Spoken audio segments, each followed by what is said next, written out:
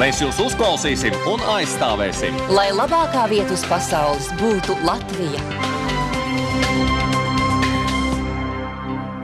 Labvakar! Šodien 1. aprīļa diena. Kā ierasts ar jums, skatītāji, turpmākās 45 minūtes LNT kanālā Tautas balss komanda. Es, Māris Grigalis un lieliskā Aina Poiša. Ho-ho! Visu šo vakaru jūs telefonu zvanus uzklausīs mūsu atsaucīgā un izskatīgā kolēģe Ieva Gaile.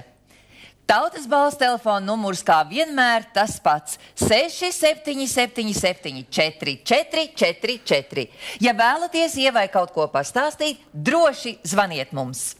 Ņemot vērā finanšu ministra Andra Vilka izteikums, ka Latvijas valdība un arī iedzīvotāji ir noguruši no budžeta konsolidācijas, starptautiskie aizdevēji spēku atjaunošanai un konsolidācijas spāra atgūšanai nolēmuši visiem ministriem apmaksāt kopīgu 7 dienu ceļojumu uz Tobago salu.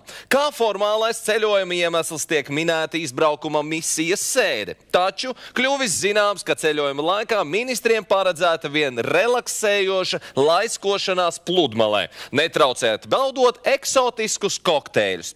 Aktīvākie ministri varēs doties arī izbraucienā ar salas meiteni, kas ir speciāli būvēts 43 pēdas garš katamarāns. Lielākā daļa ministru, tostarp arī premjeras Valdis Dombrovskis, piedāvājumu pieņēmuši. No ceļojuma atteicies vienīgi ekonomikas ministrs Artis Kamparš, kurš ņēmis vērā iekšlietu ministrs Lindas Mūrnietes neveiksmīgo pieredzi ar demisiju ceļojumu laikā un neplānoti lieliem telefonsarunu izdevumiem. Tāpēc nolēms Latviju kādu laiku nepamest. Šādu ceļojumu Startautiskais valūtas fonds organizē pirmo reizi.